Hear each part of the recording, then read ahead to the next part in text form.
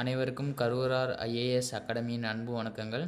இந்த ஷார்ட்ஸில் இந்திய அரசியலமைப்பின் 8வது அட்டவணையில் அங்கீகரிக்கப்பட்டுள்ள மொழிகளை பற்றி பார்க்குறோம். ஆரம்பத்தில் 14 மொழிகள் அங்கீகரிச்சிருந்தாங்க இந்திய அரசியலமைப்பு நடைமுறைக்கு வந்தப்போ.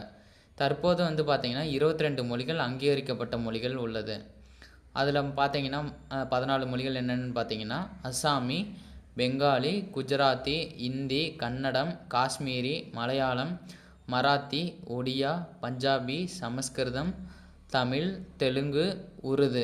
இந்த 14 மொழிகளும் 1950 அங்கீகரிக்கப்பட்ட மொழிகளாக இருந்துச்சு. 15வது மொழியாக சிந்தி மொழி 21வது சட்ட திருத்தம் 1967 அங்கீகரிச்சிருந்தாங்க. கொங்கணி, அதுக்கடுத்து கொங்கணி, மணிப்புரி, நேபாளி 71வது சட்ட திருத்தம் 1992 அங்கீகரிச்சிருந்தாங்க.